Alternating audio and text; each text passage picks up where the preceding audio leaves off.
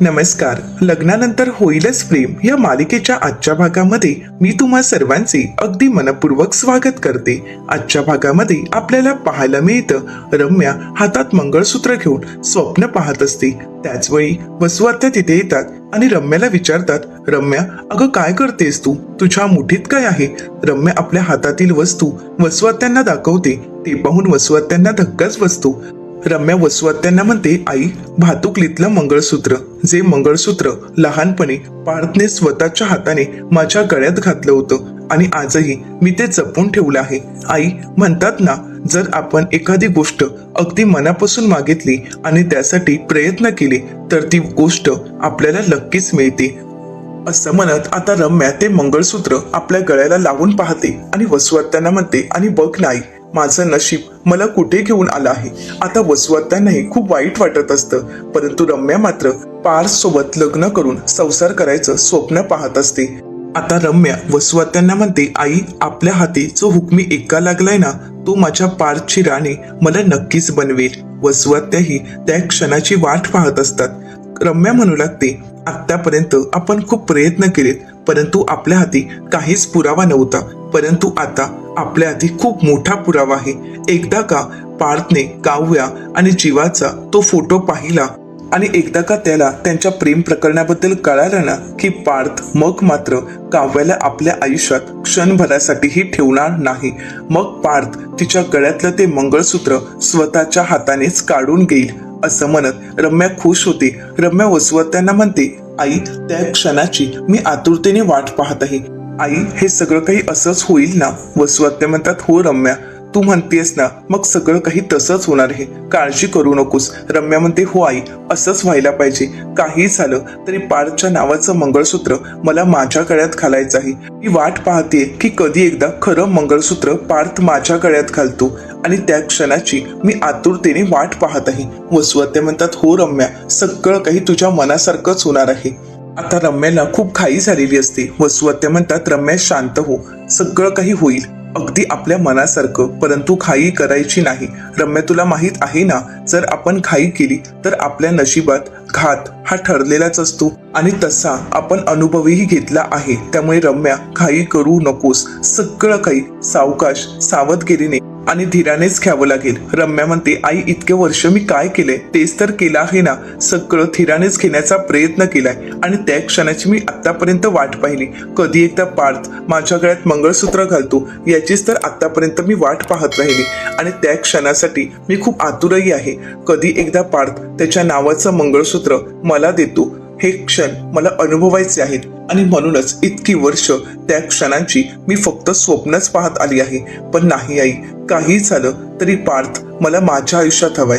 काही झालं तरी पार्थची बायको म्हणून मलाच त्याच्यासोबत राहायचं आहे. आणि यावेळी जर त्याने माझं स्वप्न उधळून लावलं तर मी कशी वागेन, काय करेन, मला काहीच माहित नाही. रम्याला वसुआत्या शांत करतात आणि म्हणू लागतात, रम्या शांत हो, तू असं काहीही करणार नाहीयेस, तू कोणतंही टोकाचं पाऊल उचलणार नाहीयेस. प्लीज रम्या, शांत हो आणि तू असे वाईट विचार मनातही आणणार नाहीयेस. रम्या, रम्या, अगं मला तुझ्या भावना कळतायत. मलाही वाटतंय की पार्थला काव्या आणि जीवाच्या प्रेम प्रकरणाबद्दल कळायला हवं. पण रम्या, एक गोष्ट विसरून चालणार नाही, आपल्याला कोणत्याही प्रकारची घाई करून चालणार नाही बाळा. आपल्याला जर एका दगडात 2 पक्षी मारायचे असतील ना रम्या, तर अचूक नेम साधावा लागेल आणि त्या संधीसाठी आपण वाट पाहावी लागेल. रम्या, कळतंय का तुला? रम्या, कुठल्याही गोष्टीची घाई करून चालणार नाही. आपणच हे सगळं काही करणार आहोत, पण हे सगळं काही आपणच केलंय हे मात्र कोणालाही कळू द्यायचं नाही आणि काही झालं तरी आपण कोणाच्या समोरही यायचं नाही. रम्या आता विचार करू लागते. वसुआत्या म्हणतात, मी रात्रीपासून फक्त एकाच गोष्टीचा विचार करते की काव्या आणि जीवाचं प्रेम प्रकरण सर्वांसमोर कशा पद्धतीने आणायचं आणि कसं आणायचं. आता रम्याही याच गोष्टीचा विचार करू लागते. तर दुसरीकडे पार्थने काव्यासाठी जे गिफ्ट दिलेलं असतं, जे लॉकेट दिलेलं असतं, त्या लॉकेटमध्ये हार्ट शेपमध्ये काव्यार्थ असं लिहिलेलं असतं. तर आता काव्या तो शब्द वाचते आणि म्हणते, काव्यार्थ म्हणजेच काव्या आणि पार्थ. तर पार्थ म्हणतो, येस, तुम्ही आणि मी. असं म्हणत आता पार्थ काव्याकडे पाहू लागतो. काव्या पार्थला म्हणते, पण हे कशासाठी केलात तुम्ही? तर पार्थ म्हणतो, कशासाठी म्हणजे तुमच्याकडे स्वतःचे दागिने असावेत यासाठी, पाटल्या, ठुशी, तोडे सगळं काही असावेत. परंतु सुरुवात लॉकेट पासून केली आहे. आता काव्या पार्थकडे पाहते त्यावेळी तिला तो क्षण आठवतो ज्या दिवशी काव्याला एक कागद सापडलेला असतो आणि ज्यावेळी काव्या ते पाहते तर ती ज्वेलर्सची रिसीट असते. काव्यामध्ये ज्वेलर्सची रिसीट, तर त्याचवेळी पार्थने तिच्या हातातून ती हिसकावून घेतलेली असते. काव्या म्हणते, म्हणजे मला जी रिसीट सापडली होती ती? तर पार्थ म्हणतो की हो, ती तुमच्यासाठीच बनवायला टाकलेल्या पेंडंटचीच रिसीट होती. आता हे ऐकल्यानंतर काव्या पार्थमध्ये हरवून जाते. पार्थने आपल्यासाठी एवढं मोठं सरप्राईज दिलेलं पाहून काव्याला तिच्या डोळ्यांवर विश्वासच बसत नसतो. काव्या पार्थकडे अभिमानाने पाहत असते. तर दुसरीकडे पाहायला मिळतं नंदिनी सुद्धा जीवाचं कौतुक करते आणि म्हणू लागते, कमाल, किती सुंदर साडी आहे, पण साडी का आणलीत? आता मात्र जीवा नंदिनीला म्हणतो, तुम्हा बायकांचा नक्की प्रॉब्लेम काय असतो? म्हणजे बघा ना, नवऱ्याने गिफ्ट आणला तरी सुद्धा प्रॉब्लेम, नाही आणला तरी सुद्धा प्रॉब्लेम, दुखणं काही संपत नाही यार. नक्की तुमच्या मनात काय चालू असतं काहीच कळत नाही. तर आता नंदिनी म्हणू लागते, मी तुम्हाला असं काही म्हणाले आहे का? पण तुम्ही अचानकच अशी साडी घेऊन आलात म्हणून मी तुम्हाला विचारलं. जीवाला नंदिनीला कसं समजवावं काहीच कळत नाही. जीवा म्हणतो, हे भगवान, असं म्हणत जीवा नंदिनीला म्हणतो, तुम्ही नेहमी पंजाबी ड्रेस घालता म्हणून म्हटलं तुमच्यासाठी एक छान एखादी साडी घेऊन जावी आणि म्हणूनच मी तुमच्यासाठी साडी घेऊन आलो. तर आता नंदिनी या शब्दाचा वेगळा अर्थ काढत म्हणते, म्हणजे मी तुम्हाला पंजाबी ड्रेसमध्ये आवडत नाही? तर वाटलंच होतं तुम्हाला असंच म्हणायचं असेल, मग मला सांगायचं ना की मला पंजाबी ड्रेस छान दिसत नाही किंवा तू मला पंजाबी ड्रेसमध्ये आवडत नाही. पण नाही, आता तर मी ठरवलंच आहे उद्यापासून साडीच नेसायची. जर तुम्हाला मी पंजाबी ड्रेसमध्ये आवडतच नसेल तर मग मी पंजाबी ड्रेस घालून काय उपयोग आहे? आता नंदिनीची बडबड चालू होते. अक्षरशः जीवा तिच्या समोर हात जोडतो आणि म्हणतो, ए चकाचक बाई, जरा शांत होशील का? माझं ऐकून तरी घेशील का? अगं जरा तरी ब्रेक लाव. एकदा का फलाटावरून गाडी सुटली की सुसाट सुटते तुझी गाडी, मग कुठे ब्रेक लावतच नाही आणि कोणाचं काही ऐकूनही घेत नाही. असं म्हणत जीवा आता नंदिनीला शांत करतो. नंदिनी मात्र चांगलीच जीवावर चिडलेली असते. आता जीवा नंदिनीला समजावत म्हणतो, चकाचकवाली बाई, तुम्ही तर पंजाबी ड्रेसमध्ये कमाल दिसता. नंदिनी, तू या पंजाबी ड्रेसमध्ये खरंच कमाल दिसतेस, परंतु साडी स्पेशल आहे की नाही म्हणूनच मी तुझ्यासाठी साडी घेऊन आलो आहे. आता बघ ना, रोज थंडगार पेयर पिणं आणि कधीतरी ओकेजनच्या वेळी स्कॉच काढून हळूहळू खोडगट पिणं, यात किती वेगळी मजा असते. आता मात्र नंदिनी अजून चिडलेली असते. नंदिनी म्हणू लागते, तुम्हाला साडीचं महत्व सांगायचं होतं, मग त्यात दारूचं उदाहरण तुम्ही का दिलं? तुम्ही पुन्हा एकदा दारू प्यायला सुरुवात केली आहे का? आता मात्र जीवाच्या या बोलण्यामुळे नंदिनी चांगलीच चिडलेली असते. नंदिनी म्हणू लागते, म्हणजे तुम्ही पुन्हा एकदा दारू प्यायला सुरुवात केली आहे? तर जीवा म्हणतो, हो नंदिनी, तुला तर माहीतच आहे ना की कामाचा ट्रेस किती वाढत चालला आहे आणि त्यामध्ये थोडं तरी स्वतःला रिलॅक्स करावंच लागतं ना, म्हणून थोडी थोडी प्यायला सुरुवात केली आहे. पण तुला कळालं नाही ना, मग झालं तर? नंदिनी म्हणते, नाही, आता तर तुम्हाला माझी शपथ घ्यावीच लागेल. असं म्हणत नंदिनी जीवाचा हात डोक्यावर ठेवते आणि म्हणू लागते, खरंच तुम्ही दारू प्यायला पुन्हा एकदा सुरुवात केली आहे का? तर जीवा म्हणतो, चकाचकवाली बाई, खरंच मी माझ्या बायकोची शपथ घेऊन सांगतोय की मी दारूच्या थेंबालाही स्पर्श केला नाही. आता हे ऐकल्यानंतर नंदिनी म्हणते, वा, म्हणजे तुम्ही माझी फिरकी घेताय का? तर जीवा म्हणतो, फिरकी तर घ्यावीच लागेल, कारण तू माझ्यावर अविश्वास दाखवला, मग मला थोडी फिरकी तर घ्यावीच लागेल ना. असं म्हणत जीवा आता नंदिनीची मस्करी करत असतो, परंतु नंदिनी जीवावर चांगलीच चिडलेली असते.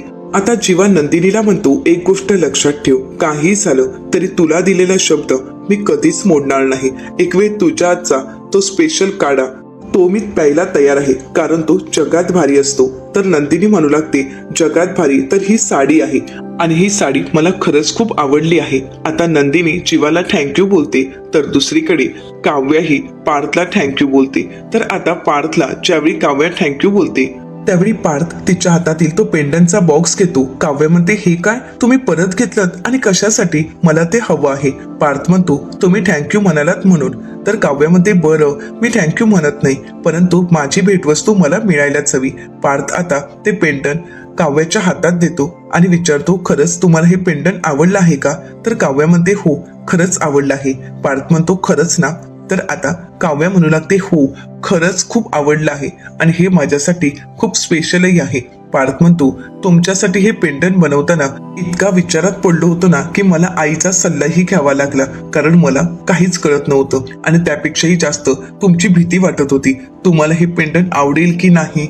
त्यात ज्यावेळी मी आईला विचारलं त्यावेळी आईने मला काय सांगितलं माहित आहे का, काव्यासाठी मंगळसूत्र बनव. तर मी आईला म्हणालो की काव्याकडे मंगळसूत्र तर आहेच. तर आई म्हणाली, बायकांचं कसं असतं माहित आहे का पार्थ, नवरा एकच हवा असतो, परंतु मंगळसूत्र कितीही केली तरी चालतात बायकांना.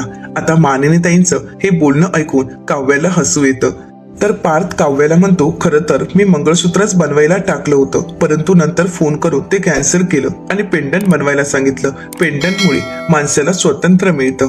आता पार्थचे हे शब्द ऐकल्यानंतर काव्या पार्थला म्हणते, 1 मिनिट, या पेंडंटचा आणि स्वातंत्र्याचा काय संबंध. तर आता पार्थ काव्याला म्हणतो, हे पेंडंट तुम्ही चैन मध्येही घालू शकता किंवा मग मंगळसूत्रामध्येही. आता पार्थचं हे बोलणं ऐकल्यानंतर काव्या पार्थकडे पाहते आणि म्हणू लागते, अनिशा अगदी बरोबर बोलते. तुम्ही ना प्रत्येकाच्या मनाचा विचार करता. खरंच तुम्ही दुसऱ्याचा किती विचार करता. आता काव्याला पार्थच्या बोलण्याचा आणि त्याच्या विचारांचा खूप अभिमान वाटत असतो. आता काव्या खूप खुश होते आणि पार्थला म्हणते, पार्थ हे गिफ्ट खरंच खूप मला आवडलं आहे. पार्थ म्हणतो, थोडक्यात काय, सरप्राईज गिफ्ट दिलेले तुम्हाला आवडायला लागलेत तर चला तर मग आता यापुढे प्रत्येक दिवसाला एक असं म्हटलं तर 365 दिवसांना एक एक गिफ्ट असे मी 365 गिफ्ट तुम्हाला देणार आहे. आता हे ऐकल्यानंतर काव्याला तिचा भूतकाळ आठवतो. काव्याला आठवतं जीवाने सुद्धा तिच्या वाढदिवसानिमित्त अशी 365 गिफ्ट तिला दिलेली असतात. हे सर्व क्षण काव्याला आठवतात आणि त्याचवेळी काव्याला गुरुजींचे शब्द आठवतात.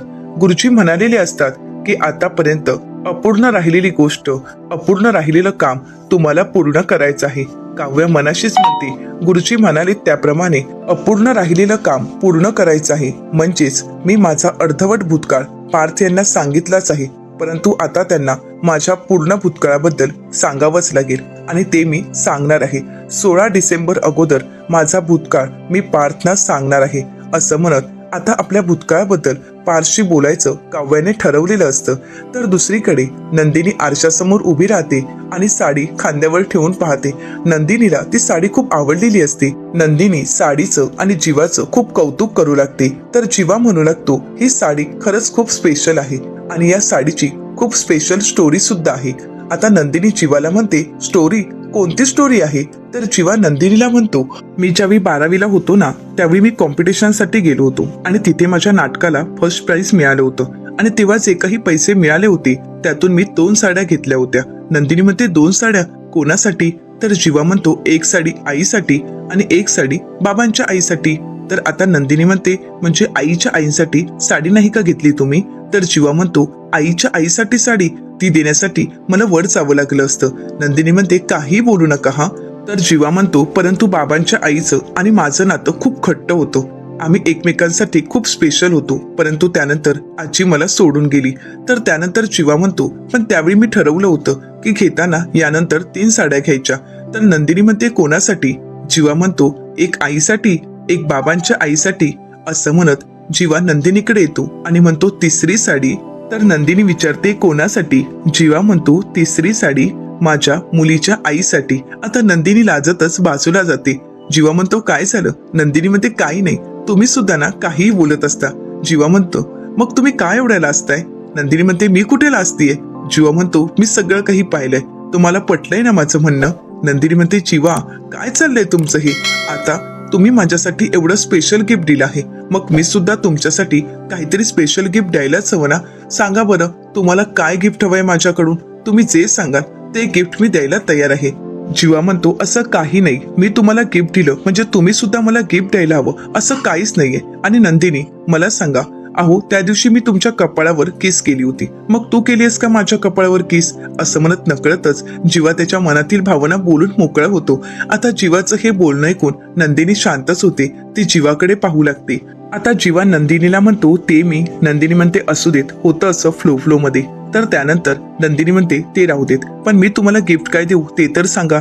जीवा म्हणतो, म्हणालो ना मी दिलं गिफ्ट म्हणून तुम्ही सुद्धा द्यायला हवं, असं काहीच नाहीये. नंदिनी म्हणते, तरी सुद्धा मला तुम्हाला गिफ्ट द्यायचं आहे आणि मी काय देऊ हे प्लीज सांगा ना तुम्ही. तर जीवा म्हणतो, नक्की ना, तुला मला गिफ्ट द्यायचंच आहे ना. मग मला ज्यावेळी हवं असेल त्यावेळी मी मागेन, पण तेव्हा मात्र मी जे मागेन ते तुला द्यावं लागेल. नंदिनी म्हणते, हो जीवा, तुम्ही जगातली कोणतीही गोष्ट मागा, ती मी द्यायला तयार आहे.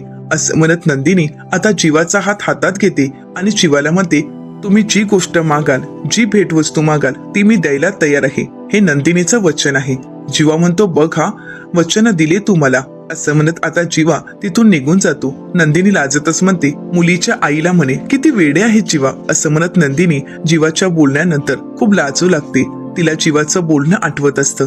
तर दुसरीकडे पाहायला मिळतं, मानिनीताई पार्थ भजी खाण्यासाठी बसलेले असतात. नंदिनीने भजी आणि साबुदाणा वडा बनवलेला असतो. आता मानिनीताई नंदिनीचं कौतुक करत म्हणतात, नंदिनी अगं भजी एवढी अप्रतिम झाली आहे ना, आणि साबुदाणा तर विचारायलाच नको. नंदिनी म्हणते, हो ना, मग अजून एक साबुदाणा वडा होऊन जाऊन देत. असं म्हणत आता ती मानिनीताईंना साबुदाणा वडा घालते. तर त्याच वेळी पार्थ म्हणू लागतो, अगं आई काय करतेस तू, किती खातेस, अगं चवळीची शेंग आहेस, भोपळा होशील. मानिनीताई म्हणतात, काय रे, तू माझं खाणं काढतोयस का, आणि तुझं तू बघ. असं म्हणत त्यांची मज्जा मस्करी चालू असते. तर मानिनीताई म्हणतात, पण काव्या कुठे आहे. पार्थ म्हणतो की आराम करतायत, दमल्या असतील. तर नंदिनी म्हणू लागते, हो खरंच ती दमली असेल, कारण दुपारचा सगळा स्वयंपाक तिनेच बनवला आहे आणि भजीचा पहिला घाणा सुद्धा तिनेच काढला आहे. तर मानिनीताई म्हणतात, हो ठीक आहे, तिला झोपू देत, परंतु तिने काही खाल्लं आहे ना, की उपाशीच आहे. पार्थ म्हणतो, उपाशी, अगं भजीचा पहिला घाणा 10-12 भजी होत्या, परंतु त्यातील 6-7 भजी त्यांनी एकटीनेच खाल्ली आहेत, आणि खाताना सुद्धा मांजरीसारखेच डोळे बंद करून खात होत्या.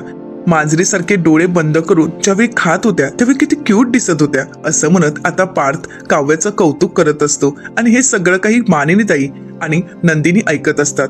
मानिनीताई म्हणू लागतात, बघा नंदिनी काय चाललंय याचं. नंदिनी म्हणते, हो ना पार्थ, अहो काव्याचं नाव जरी काढलं तरी तुम्ही कितीला असता. मानिनीताई आणि नंदिनी पार्थची खूप मस्करी करत असतात. तर पार्थ म्हणू लागतो, हो ना, माझी मांजर आहेच तशी. तर नंदिनी म्हणते, बघा हा आई, नक्की यांचं काय चाललं आहे. तर पार्थ म्हणतो, तुम्ही माझी शाळा नका घेऊ, परत मी माझ्या मांजरीबद्दल कोणाला काही सांगणारच नाही.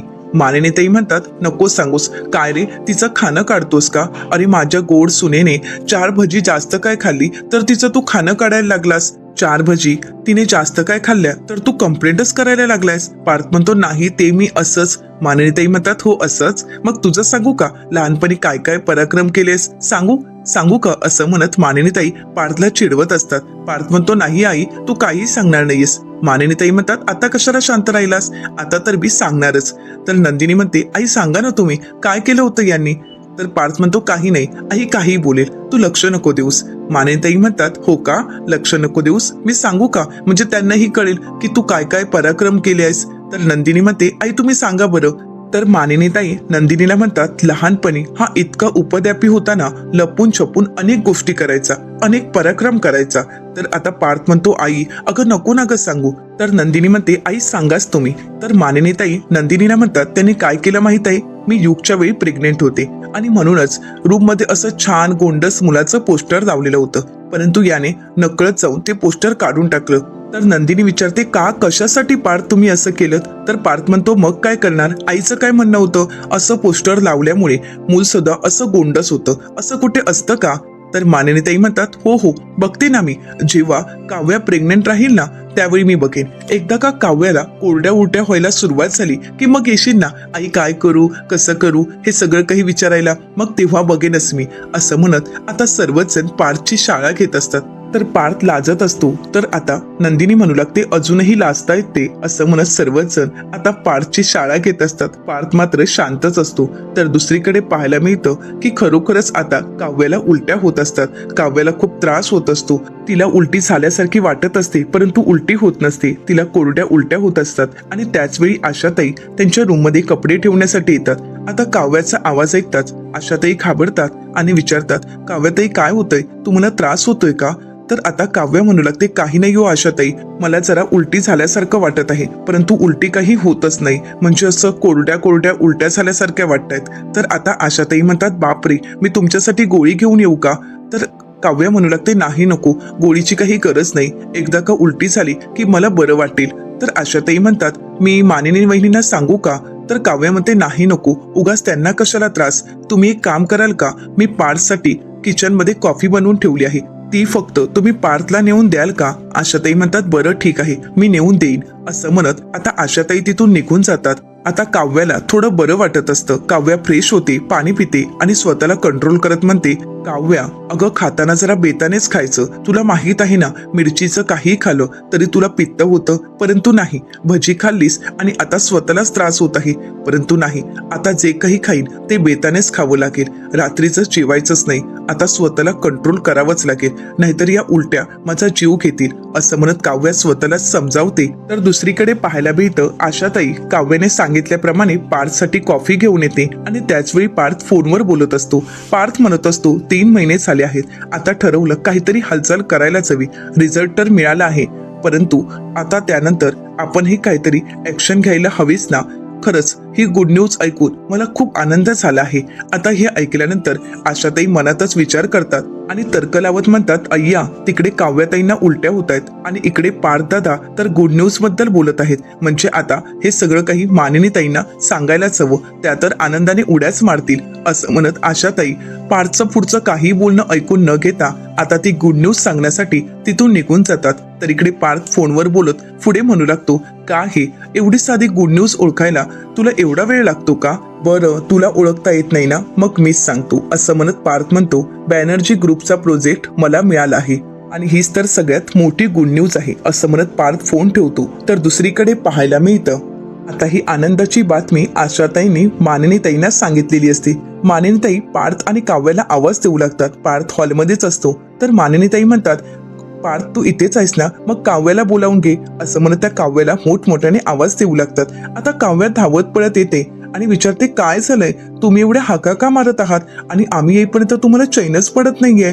तर मानिनीताई म्हणतात, चैन कशी पडेल बघू, तुम्ही किती डॅम्बिस आहात मुलं, एवढे चावलंही लागू देत नाही. पार्थ काव्या काय चाललंय तुमचं? पार्थ म्हणतो, काय चाललंय म्हणजे काय झालंय नक्की, तू कशाबद्दल बोलतेस आई? तर मानिनीताई म्हणतात, नंदिनी बघितलंस का, एवढं सगळं घडूनही थोडी सुद्धा चावलंही लागू देत नाही आणि काही कळूही देत नाहीयेत. काव्या म्हणते, कशाबद्दल, मला तर काहीच कळत नाहीये. तर नंदिनी म्हणते, हो ना आई, तुम्ही नक्की कशाबद्दल बोलत आहात? तर आता मानिनीताई नंदिनीला म्हणतात, तूच विचार तुझ्या बहिणीला. तर नंदिनी आता काव्याला म्हणते, काव्य ग काय झालंय, आई नक्की कशाबद्दल बोलत आहेत?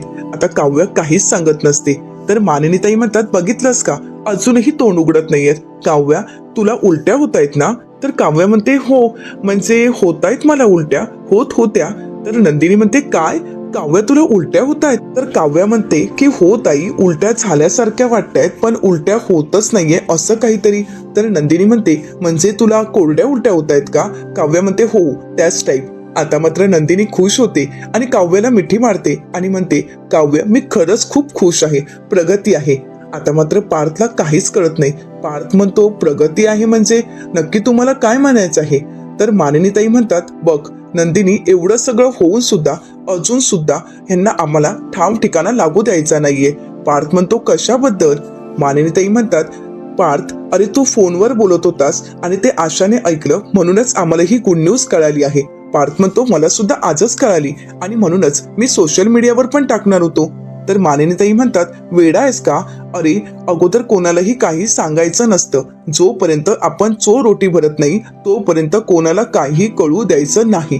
आता हे सगळं काही रम्याने ऐकलेलं असतं. रम्याला धक्काच बसतो. रम्या म्हणते, कोणाची चोर रोटी? तर आता मानिनीताई म्हणतात, काव्याची. आता मात्र रम्याला धक्काच बसतो. पार्थलाही काही कळत नाही आणि इकडे काव्यालाही काही कळत नसतं. आता काव्या नंदिनीला म्हणते, माझी चोरोटी ताई, अगं कशासाठी? तर मानिनीताई म्हणतात, कळेल कळेल, हळूहळू सगळं काही कळेल. आणि हो, हळूहळू सगळं काही कळेल. 3 महिन्यांनी चोरोटी भरायची असते, 7 महिन्यानंतर डोहाळे जेवण करायचं असतं आणि 9 महिने झालेत की गोंडस बाळ, असं म्हणत मानिनीताई आणि नंदिनी बाळाचा गोड असा आवाज काढू लागतात. आता मात्र काव्याला धक्काच बसतो. इकडे मात्र रम्या घाबरूनच गेलेली असते, कारण रम्याचं स्वप्न उद्ध्वस्त होईल की काय ह्याचीच रम्याला भीती वाटत असते. तर आशाताई म्हणतात, मला तरी वाटतं की या दोघांना जोडीच व्हायला पाहिजेत. आता हे ऐकल्यानंतर काव्या म्हणते, काय बोलताय तुम्ही हे? तर पार्थ म्हणतो, 1 मिनिट, असं म्हणत पार्थ काव्याकडे येतो आणि म्हणतो, काव्या प्रेग्नेंट आहेत. आता मात्र रम्या पूर्णपणे भितरून गेलेली असते. तर काव्या म्हणते, काय बोलताय तुम्ही देशमुख? तर आता पार्थ काव्याला हळू आवाजातच विचारतो, काल रात्री? तर पार्थला हे बोलताना ऐकूनच काव्या म्हणते, देशमुख तुम्हाला कळतंय का तुम्ही काय बोलताय? तर आता या दोघांचं असं बोलणं ऐकून मानिनीताई नंदिनीला म्हणतात, नंदिनी पाहिलंयस ना या दोघांचं काय चाललंय? अगं यांना तर सत्य सांगायचंही नाहीये आणि दोघांचं काय चाललंय त्यांचं त्यांनाही कळत नाहीये. अगं बघ ना कसे खानाखुना करतायत आणि दोघंही खुसूर फुसूर बोलतायत. असं म्हणत आता सर्वजण पार्थ आणि काव्याकडे पाहत असतात. आता पार्थ आणि काव्या या दोघांनाही काही कळत नसतं, परंतु सर्वांनी मात्र या गोष्टीचा अंदाजही लावलेला असतो. तर नंदिनी म्हणू लागते, म्हणजे काय आई, दोघेही छुपे रुस्तम निघालेत. असं म्हणत आता सर्वजण त्यांच्यावर हसत असतात, परंतु पार्थ आणि काव्या यांना मात्र काहीच कळत नसतं. तर येणाऱ्या पुढील भागामध्ये आपल्याला पाहायला मिळतं तर या सगळ्यांच्या गप्पा चालू असतात. त्याचवेळी त्या ठिकाणी जीवा येतो आणि विचारतो, काय झालंय, कशाबद्दल बोलताय तुम्ही? तर नंदिनी आता जीवाला म्हणते, लवकरच तुम्ही काका होणार आहात. आता हे ऐकल्यानंतर जीवा शांतच होतो, त्याला धक्काच बसतो. आता जीवाचा तो चेहरा पाहून नंदिनी विचारते, काय झालं, तुम्हाला का असं एवढं अस्वस्थ वाटत आहे? आता मात्र जीवा शांतच असल्यामुळे नंदिनी जीवाकडे पाहू लागते. तर इकडे रम्याचा मात्र खूप संताप होत असतो. रम्या म्हणू लागते, काव्याला बाळ होणं शक्यच नाहीये. आता मात्र हे ऐकताच पार्थला खूप राग आलेला असतो. पार्थ रम्याला म्हणतो, रम्या तू काय बोलतेस? रम्या म्हणते, हो मी खरं तेच बोलत आहे, कारण काव्याला बाळ होऊच शकत नाही, कारण हे दोघे तुम्हा दोघांना एकत्र येऊ देऊ शकत नाही, कारण काव्य आणि